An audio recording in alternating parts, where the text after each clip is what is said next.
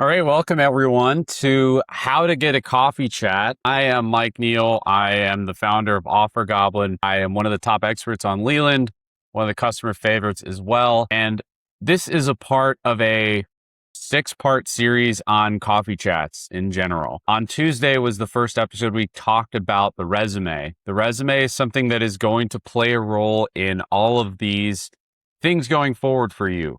So if you're still working on your resume, feel free to send it over to me. I can take a look. I have a resume service and I will turn those back to you usually within a day and go back and forth. Go onto my profile and register for all of these coffee chats in the series. The goal is for these is to ramp you up so that you're ready as possible for recruitment season. So without further ado, we'll get started on the topic today. So the first thing that I want to talk about and the way that I want to introduce this topic is that for a lot of you, this is the first time you're going to be in a sales role. When you're going into investment banking recruitment, you're going to have to sell yourself. And the reality is that in sales, you will hear a lot of no's. You will get ghosted all the time. There is no surefire way to make a sale happen. If there was, then, all of us would be out of a job, or all of us would have jobs. I don't know, one or the other. The point being that you will need to take rejection in stride in this process. And you are a salesperson of yourself. The way that I like to talk about this process is those types of sales terminology. So things like a funnel. So for example, you have a funnel. At the very top of the funnel is everyone that you can reach out to. And the funnel kind of closes down on like who's responding to you and you following up with them. And the very bottom of that funnel is one single offer. You only need one single offer in order to get an internship. Having multiple, that's great as a fallback, but ultimately every person can only accept one. So it's really important that you start to look at it that way, that you don't take it personally when things don't go your way, but also that you adopt sales techniques, being persistent, being personal, being charming. All of those things work for a reason and are taught for a reason. So I want to also throw out there, if any of you have started doing coffee chats or you want to throw into the chat any questions that you have or, what year you are, all of those things are very valuable to know. Also, I'm sort of in Plato's cave, so to speak, in that you can all see me and I can't see any of you. So feel free to communicate anything that you'd like to me and I will get to it throughout this evening. So it's going to be 45 minutes. Like I said, next week we'll have one Tuesday, Thursday, and then to the Tuesday, Thursday after that. So let's jump into kind of the 4 pieces of this. So the first is really like who you're going to be emailing and how to think about the types of people that you should email, maybe how to find some of those people and so on. The second thing is what that email will actually include. So how to write some of those emails, the subject, the content of the material, the format, those types of details. Number 3 is when to send it. So there's a lot of consideration around timing. I wouldn't say that it's necessarily the most critical thing, but it is something that can help you stand out. It's something that people will notice if it's wrong. And number 4 is, there is no number 4. So there's 3. So you got off easy. So, all right. So let's jump into the first thing, which is who to email. And like any sort of sales position that you're in, you think of these people as leads. So you have a set of leads and leads come from all kinds of different places. The way that you want to operate is that you want to start with warm leads. So a warm lead is someone that you have some connection with or some reason why they're more likely to pick up the phone than other people. So a lot of you may have someone in your family, in your extended family who knows someone who knows someone. This is the time that you should start pulling those types of favors to just have conversations with those people. So, for example, if you dig a little deep, like you might find that your roommate has a friend who did this, who did that, and that's the person that you might want to start with, right? Ideally, these are people that are a little closer than that you have some kind of relationship with, because you don't want to jump into the most hostile ones in the beginning. Some of the leads are going to be fairly cold and you're going to have to warm them up, but you want to go for the ones that probably will already like you or have some connection to you for some reason. It could be because they're a member of the same club. It could be because you went to the same high school. You want to look for those commonalities and use those commonalities to kind of emphasize or prioritize those types of folks. The other thing is that even still, your cold emails aren't always going to work. So like even with people that are warm leads, like you might have an uncle who works in banking or something. You might email him one time and he might not respond.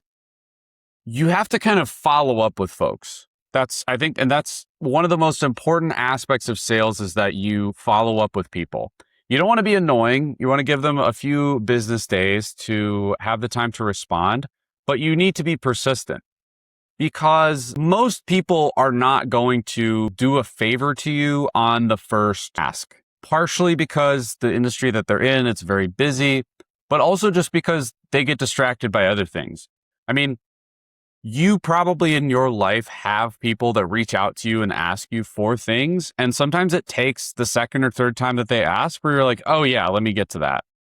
That is just a part of the game. Being on the other side of it is uncomfortable, because it's uncomfortable to have to remind someone, to feel like you're being a bother and all of those things. But that is a part of what it takes to get there. So there's a episode that we'll do next week that is on what the coffee chat should consist of. And I want to emphasize that, I guess, as a warning before I go further into this, that you should go and watch that one probably before you get into some of these conversations, because otherwise you might screw them up. I mean, you probably the reality is you probably will screw up the first few anyway, but ideally you kind of come in with a little bit of a plan so that that doesn't happen as badly. And the reason that I bring that up is that, yes, you are asking them for a favor, but the way that you're kind of framing it and the way that you should think of it in your mind is more that you're asking them for advice. You're not asking them to go and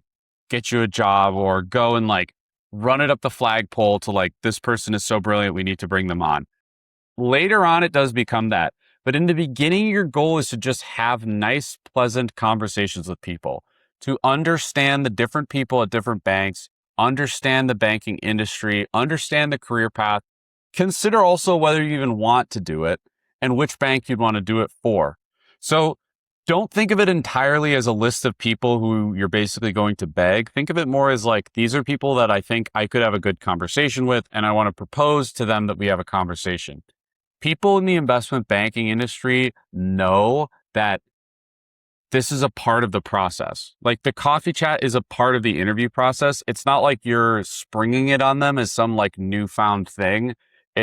They know that this is basically the preliminary steps, or I guess you could consider it a step of the interview process. And so they're going to be willing to talk to you. So that's to say, go for the warm leads first. Go for the people where you can have a conversation with them without a lot of expectation, or, and they'll be kind of friendly to you, because you're going to stumble through it. It's going to be a little awkward. I'm going to do a session on the tell me about yourself and the sorts of things that you can say in these interviews. But even still, it's just going to be a little awkward, because you've just not done a lot of these before and you're under a lot of pressure. So ideally, yeah, you find people who you're comfortable speaking with in the beginning. Another point, as we think about the sales system as a funnel, you don't want to limit your top of funnel very much in the beginning. You might not think that you want to work at this bank or that bank, or these guys are hardos, or I'm too good for this bank, or whatever. The beginning phases of recruitment are not the time to be making cuts to your funnel. So start with the warm leads, but consider everything to be open. Don't take anything off the table, in part because you need that practice. You need those reps in order for you to get better at it. Because by the end, you're going to have your tell me about yourself just written on the inside of your head, and you'll be able to recite it Othello, like a Broadway show. So don't take anything off the table in the beginning. As time goes on, you will, right? There's only so many super days that you can like physically fit into a week. And eventually you will have to like cut banks as well. On the other side, banks are also going to cut you, right? They have their own funnel as well. So all that's to say, keep your mind open. I think there are also, as I've been through a few cycles of recruitment season, I think this is like my third season now. I've met people that come into the process saying, I want to work at this bank. I want to work at Evercore. I want to work at Goldman. And when they actually go and talk to the people there and talk to all these other banks as well, they realize that there's another bank that's a really great fit for them. And so I always kind of take it with a grain of salt in the beginning of like where they say they want to go. Because I think people don't really know that until they have these coffee chat conversations. So don't take anything off the table yet. Get in and talk to as many people as you can, get as much advice, make as many connections as possible, and keep it rolling. One of the early things as well is that you want to stick to people that are lower level, junior bankers. If you are an undergrad, that would be analysts, first year, second year analysts. If you're an associate, if you're an MBA, sometimes that would be associates, sometimes that would also be analysts. The MBA process, at least at target schools, is very structured, so you don't really need to think that much about outreach. But at the undergraduate level, it's very rarely has any structure to it. So it's a complete free-for-all. And you should focus on talking to analysts unless you have like warm leads that get you like higher up. That said, like I think as time goes on, you will move up into talking to higher level people as you talk to, and we'll talk about this a little further in some of the sessions next week, but we'll talk about, you do want to start to like climb the ladder and talk to people at higher levels at the bank. All right. So if your school has a club or a channel with which they organize you to talk to alumni, you should follow whatever rules that they have. So I mentioned the MBA side of it. Like through the MBA program, there's the investment banking club, and that club has formal set of rules of how you're going to go and meet folks. You follow that, right? You don't need to veer away from, any of that. People will have the clubs often will tell them now is the time to start networking. You should follow those rules because investment banking is a highly regulated industry. And so part of this process, they're testing your ability to follow rules. And one of those rules is like reach out when you're told to reach out. So this is just one of those things. Upperclassmen is often a really good starting point for people. If you have upperclassmen that went into banking, that is a really good group that can either connect you to recent grads or it's even just good to have connection to them to know what to expect in the process. Probably don't, almost definitely don't carry any favor at the bank. Like they can't like go in and get you an internship, but they can tell you maybe what to expect next. And so that's a very good group to chat with. Ideally, you kind of find a mutual friend and find sort of a warm way to get introduced to them and not be so abrupt about that. Feel free. I'm going to move on now into like the actual email itself. But if any people have questions, feel free to drop those in the chat. I see hello from Taipei. Hello back to you. I love Taipei 101. One of my favorite buildings in the world. Great mass damping system. Third year studying finance in NYC, aiming at sales and trading. Welcome. Sophomore, haven't started coffee chatting, but reaching out to analysts and associates. Good. Just on time. I don't think anyone is really behind on schedule in that regard. One thing I always recommend is to start technicals as early as you can. I would be doing those now. You can go on offergoblin.com. That's my business. It's the IB flashcards that many people use. And it uses all real questions and kind of guides you through learning technicals. Getting the technicals out of the way is a really good way for you to be able to focus more on networking because networking is so important. This is just another thing that you should have squared away where you just feel comfortable with that. Calling in from Boston, starting my MBA. Hell yeah, dude. I don't know if I can say that on Leland. I might get banned. I don't know. But Another thing that I'm asking in the chat is if you have any ideas of what I should put on my wall behind me. Obviously, I've like just moved in here, so all right. So we're going to talk about the email now. So the investment banking outreach email, there are a million ways to do this, but I think doing it in a standard way will help you not necessarily stand out, but you don't want to stand out in a bad way. You don't want to stand out in a surprising way. So here is what I would advise. First of all, in the subject, you should say your school and you should say informational chat or request for informational chat.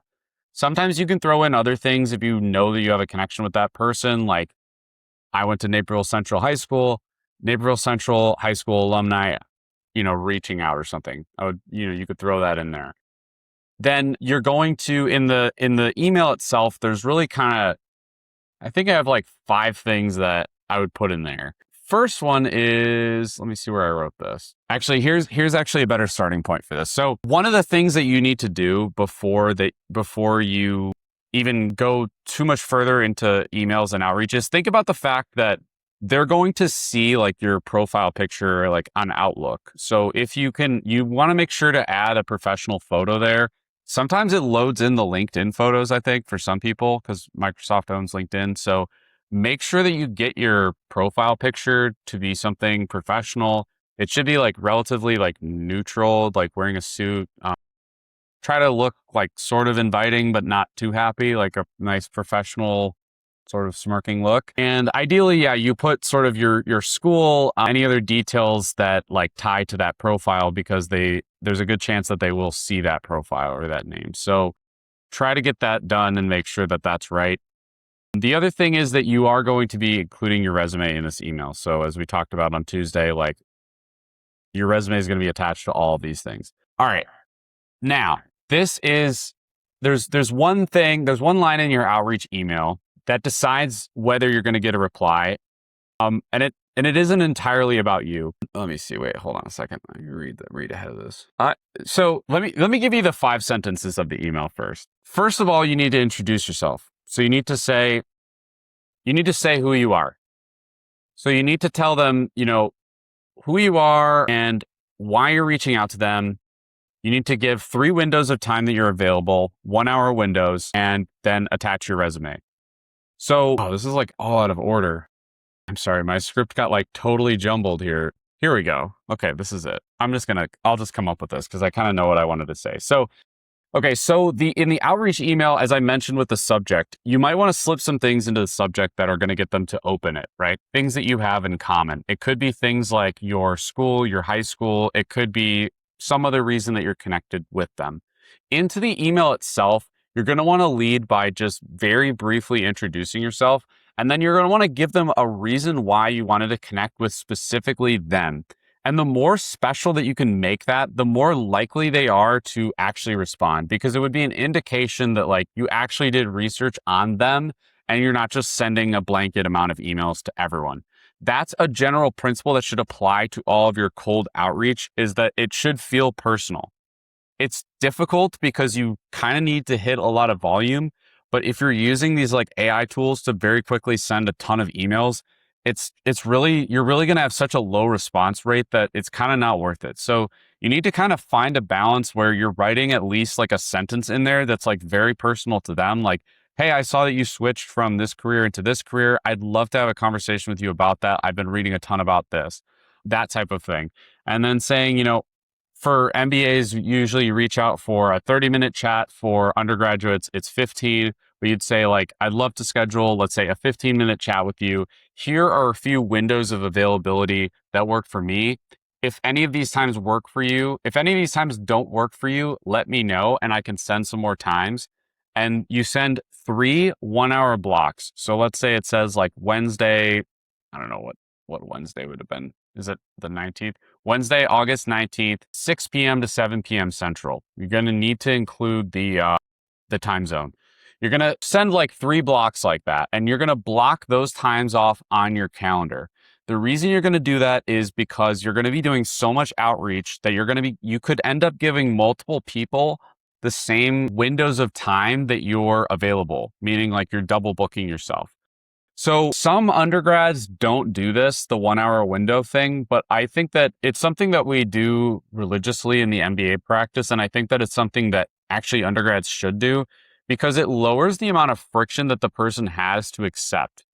So basically what you're going to say, after you give those three windows, you're going to say, let me know if one of these times work for you and I can send over a calendar invite with a Zoom link.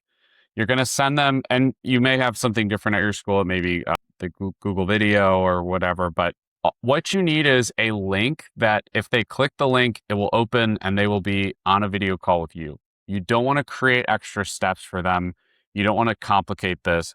You want literally just that link. You don't want the full invite. And that is what you're going to send over as the calendar invite. I have an article on how to run coffee chats on Offer Goblin that you can take a look at. There's also resources on Leland. If you message me, I can send you other resources. I can answer any questions that you have. But the main thing is these should be pretty simple, direct, and concise. You don't need to be like extremely different or extremely memorable. And then you're going to follow up. We'll talk in the third part here. We're going to talk more about like sort of the timing and sort of like that follow-up piece. But you want to just send a nice, crisp, friendly email.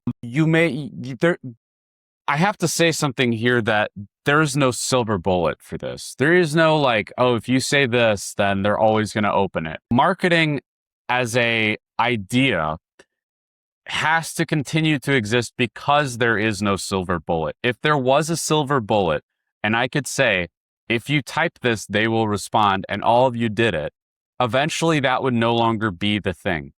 So I can't tell you what the best thing to put in that email is. I can tell you that this form, this structure is a good structure that you can base your system off of, but it's going to be up to you to kind of figure out those things that you have in common with people to try to increase your open rate. And as you think about this, just keep in mind that it's a funnel and that there's this sales process happening. So each step of the process, consider it on a percentage basis. What's my open rate? How many people are opening from the subject into the actual body? How many people are looking at the body and then actually offering their time to meet with me? Of the people that meet with me, how many give me referrals? Of the referrals, how many other conversations do I have? And how many of those lead into offers? And you're going to find that every person will have different sort of bottlenecks in that process. Some people are able to get onto coffee chats really easily, but for whatever reason, they're not able to get follow-ups very well or close to follow-ups. So you need to kind of be cognizant of where am I failing in this process? How can I improve my chances at each step of the way? And all those things will tie together and you'll iterate through them as you go. You'll get better at them as you go, as you do with sales, as you do with anything else. It's just that there is this social element of it. And I think that scares a lot of people.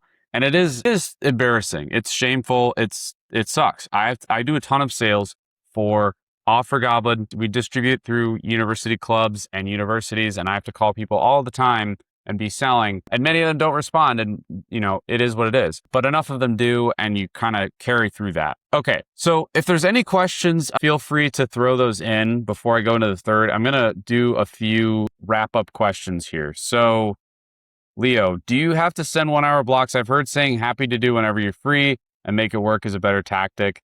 This is discretionary. I personally think that by giving them those 1 hour blocks, you're lowering the friction and you're making it a little easier for them because actually, they've done studies where giving people unlimited choice actually doesn't make it easier for them to make a decision. It oftentimes makes it more difficult.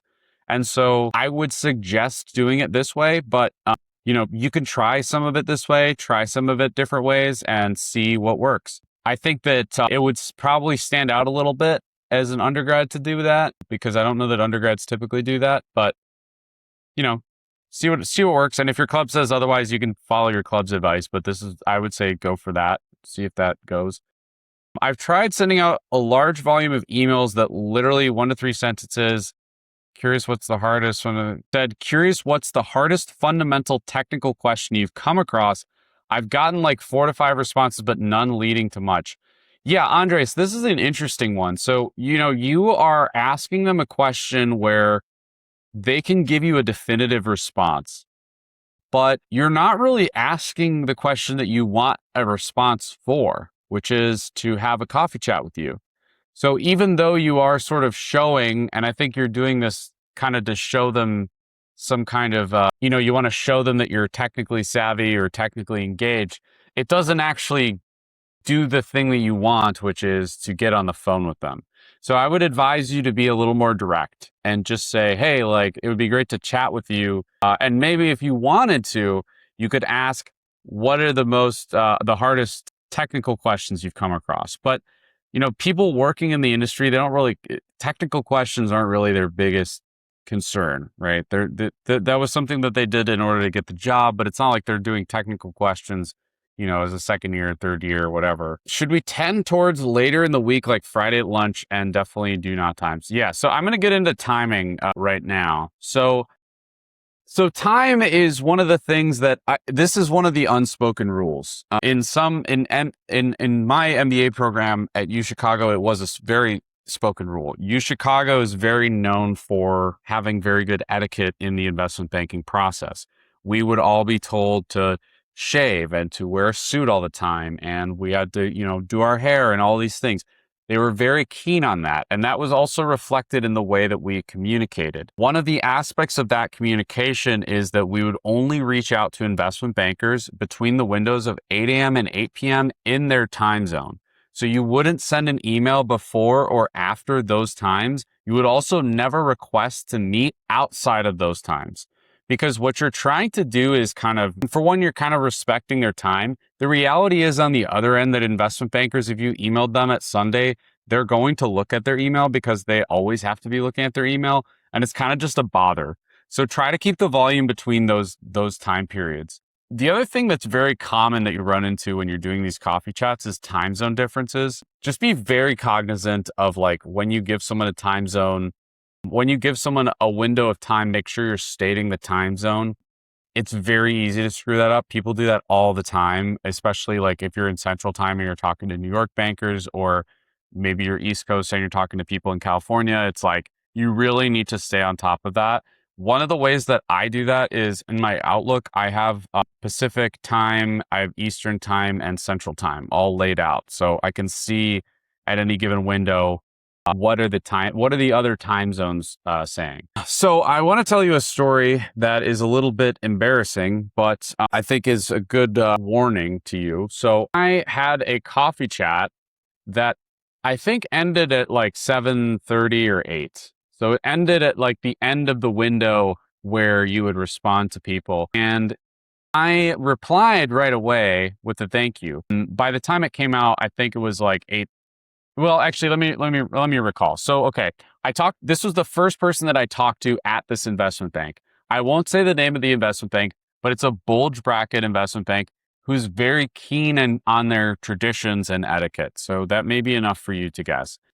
This first conversation went really well. I think it went from maybe 7:30 to 8 or so. I sent a follow-up email to her immediately after and said, "Thanks for chatting with me. It was really good to talk to you. I look forward to having more conversations with folks, with you and your team." So I think that she maybe responded at like 7:45 back and was like, "Oh, cool. Here's the next person you should talk to. He's in the California office. That's where I was recruiting from." So I emailed him right away. That was probably by like 8:15 or 8:30. And I think I CC'd her, maybe I BCC'd her or whatever. And then she responded to me and said, "You need to make sure that you're emailing people within the window, their 8 a.m. to 8 p.m. window of time." And I was cut from that bank. I don't know if that was the only reason, but I think that played a factor because some banks more than others are very, very highly conformist. And again, part of that is because of the regulatory nature, but also it is just a high conformity industry and business to be in. There's a reason that all of them basically look the same, that all of them sort of talk the same and eat the same things, because that's what you're kind of buying into. They don't really want a person who's coming in to be free-spirited or expressive or thinking outside of the box. You don't need to think outside of the box to close these deals. Most of it is just muscle and Excel spreadsheets and PowerPoint and staying up late and getting it done. being that sort of robotic and straightforward person is what they want from you. And for some of you, I know that when I say all that, you're like, oh, well, I don't want to do that. Maybe you don't. I don't think that it's suitable for a lot of people.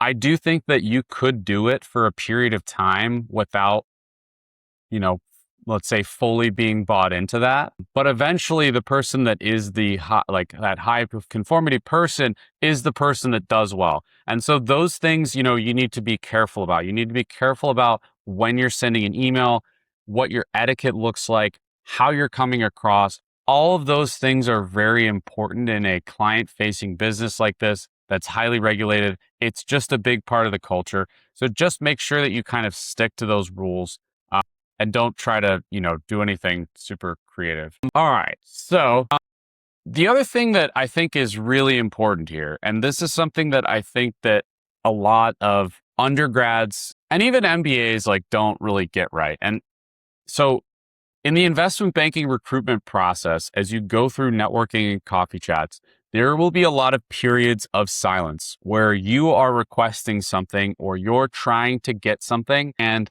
you didn't get in. Let's say you didn't get invited to an interview or a super day or a coffee chat. You won't hear no. There will be a lot of silence. You should not take silence as a no. I know that that's a difficult concept to get your head around because it feels like they're rejecting you. There's a chance that they are. But what you have to do is to keep proceeding as though they didn't and maintain your composure, maintain your demeanor, and continue along the process until you get an actual no. Do not count yourself out. So many people do that and so many people miss opportunities. And there are also a lot of times banks where they'll be having more conversations with certain people because they're not actually sure about hiring them. And then there's a set of people where they're like, yeah, we already know that we're going to send this person to first round, so we don't need to put more time into talking to them. On the other side, you will also have some people, I've had some banks where I went very far. I had a lot of conversations with them. I went to a lot of their networking events, and then it didn't materialize into anything. It didn't even materialize into a first round interview. So don't get mixed up in those sort of signals. Don't get confused because your friends are having this chat or that chat, or your friends got this or that. Stay on course, keep your follow-ups going, maintain your composure. It's only final when they actually say no. It's only final when they blow the whistle. So hang in there and push through it. All right. Here's another very common question about coffee chats and networking is how many do I need to do? And there really isn't a clear answer to this. It ranges significantly based on the bank. So I interviewed with Catalyst. I probably had 2 coffee chats with Catalyst before first round interviews. And even those were very sparse and it took a lot of effort to get those. On the other hand, I have friends that went to JP Morgan who had literally 30 coffee chats, who talked to an entire swath of the company. And neither one of those is really wrong. Each bank has their different level of touch points, and you kind of just have to go along with what they seem to want to do. So again, don't count yourself out. You won't know how many coffee chats you need to do. It doesn't hurt to do more. I can't give you a number for that because it's going to vary based on the bank, but this is all just something to keep in mind. All right. So any questions now? Should we tend towards later in the week, like Friday at lunch? Any definitely do not times? I think in terms of sending, I don't know. I feel like it's hard to give a rule of thumb around this. People would say well, don't send it at this time because they're doing this. But realistically, you're not really going to know that. And you should just send and have follow-ups. And that's about all you can do. Wondering if you think going to NYC finance bars, restaurants is a good strat. I would not invite them to a bar or a restaurant. I would just stick to coffee. I would probably put it in their court to some degree. Usually you just have coffee in their lobby or coffee nearby their office. I think that pushing to the bars and restaurants is a little too much. Yeah, I would not go for that. Going to frequent bars and restaurants, maybe. Oh, you're saying go to the bars and restaurants that you think that the investment bankers would hang out at? That's actually interesting. I haven't really thought about that. I think Honestly, if you're comfortable doing that and you think that it wouldn't be weird and you could do it in like a smooth way, then I think it could work. But I would just be very careful. Like if it were me, I feel like I would be too awkward to do that, or like I wouldn't. I don't know. I think if you can do it and you don't feel awkward about doing it and it feels smooth and you're like, hey, like I've seen you on LinkedIn before. You're from like JP Morgan, right? Like I don't know. That could actually work, to be honest. And I will say that one of the first internships that I had in my career, 2 shots of my resume, get them a little liquored up before showing them the old resume. My first internship when I was in civil engineering in undergrad was a friend of mine texted me that there was a guy at the bar, which the bar is called Red Lion. If you know University of Illinois, people know that. And he said that this guy builds high rises. He's from the company called Lend-Lease. Lend-Lease is one of the largest construction residential high rise builders in the world. So I ran over to the bar. I don't drink. I ran over to the bar and I saw the guy right away. He was in a blazer and I was like, hey, my friend told me that you work at Lend-Lease. Like, I'd love to meet you. Like, what's your name? And, we started to have a conversation. That led me into getting an internship at Lend-Lease, and I worked on number 9 Walton, which is the most expensive building in the city of Chicago. It's where Ken Griffin lives. It was one of the coolest experiences, and it totally came out of a very organic connection like that. So that sort of thing, it really could happen. I actually think it's kind of cool if you do make that happen. I don't think that it's like unviable. I don't know how you would necessarily find like the hangouts that they have, but if you can, like maybe they hang out, like if I know that there's places like, let's say the Harvard Club or some kind of, venue like that where you might be able to run into some of those folks. So if you find them, that's kind of interesting. And then, yeah, this is a good question is like, would they feel targeted? I don't know. I mean, if you come across as targeting them, then I would say yes. But if you make it feel organic, then no. And that's really like, dude, that's an advanced strat, bro. I can't tell you like, yeah, that's the way to do it. But if you do that, please let me know how it goes. You'd have to be very charming, which maybe you are, Leo. I don't know. I haven't talked to you yet. But this is maybe a good time to pitch. I have a 15-minute intro call for free. So if any of you want to chat with me about any challenges or just any other thing, feel free. And then also you can follow me on social media, Offer Goblin. It's on Instagram, TikTok, YouTube, LinkedIn, all those places. So go ahead and we release a weekly podcast through Offer Goblin that goes on YouTube, and then the clips go on to Instagram and other places. So go check that out. All right. So let's see. Now, every chat that you have should end with a question. You need to basically use these chats as a way to get the next lead. You want to use these leads to create warm leads. So the idea, and again, we're going to talk more about the actual coffee chats themselves next week, but the idea here is that you want to start to accumulate social capital through these conversations so that the next conversation that you have, the subject line is with this colleague's name. Let's say I meet with Susan and then I email the next person or maybe Susan would forward me along to that person. That would be ideal. And I might be able to put her name in the subject or early on in the email body and saying like, hey, I just talked to Susan last week. She mentioned that you'd be a great person to chat with. Hoping to get some time on your calendar. That is the best outcome that you can have for these at this time, because this isn't really at the stage where they're gonna, be able to give you an offer. What you're trying to do is kind of branch out across these teams and like meet as many people and know as many people as you can. So ideally you end the conversation with, do you know anyone else?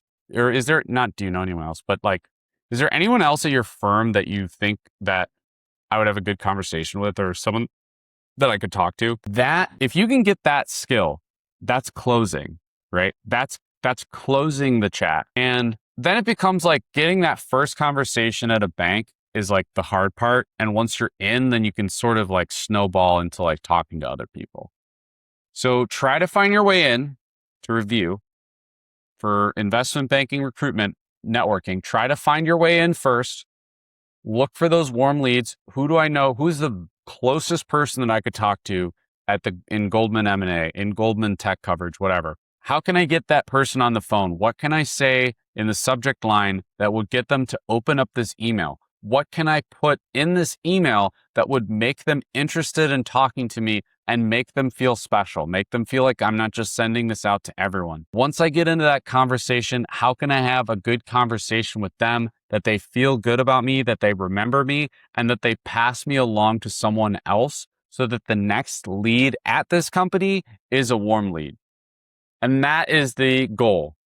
These are sort of the mechanics of it, but that is the ultimate goal. Can you all hear me? It says reconnecting. I think I'm like, did I just like cut out for a bit? Well, anyway, okay, well, that's good.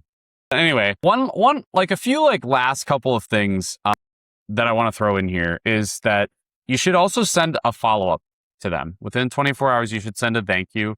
You should say, thank you. It was really good to chat with you about these things. It really means a lot to me. These things are really interesting to me, whatever. I look forward to chatting with you again as the process moves forward. That is a very, very important email to send, and you need to make sure that you don't forget that either. Okay, so that's all the time. I'll take any questions if folks have any questions for me. I'll also say that like I've seen people get coffee chats off of like very like odd stuff, like odd connections. Like I mean, I'm sure that all of you have friends and family friends, and like there's someone that you can think of probably that you can call who has some connection, who can get you into conversation with someone. Is a second follow-up ever appropriate? So in terms of a follow-up, and I'm going to assume that what you mean by this is like you've sent a request for a coffee chat, then you waited a few days. Let's say you waited like 3 to 5 business days. Then you sent a follow-up and said, hey, in case you missed this, just wanted to ping it again. I would say sending one more follow-up is probably appropriate. After that, I would just wait a little while. I think you could maybe wait even like a month or something and try to circle back at that point. But yeah, you really don't want to go like too far. And a lot of that is like your own sort of feeling about it too. It's like, you don't want them to feel like you're sort of begging them. But some of these things, it's like you have to feel it out, right? Like if you feel like, well, I was referred to by this person, so I think that they will respond, then yeah. But just try to be cognizant of like the impression that you're giving. I would say the standard would be 2 follow-ups and then chilling out a little bit, but there's no hard and fast rule. Any other questions, comments? Feel free to book the intro call, and you can register for all the events in this series if you go to my profile. So you can also review me, give me 5 stars. I don't really know what that does, but it probably helps. So please do. All right. Well, if you have any other questions, folks, you can email me. We're doing the next one's Tuesday. Keep these going. Feel free to ask any questions, book intro calls with me, follow me on social media. See you later. Bye.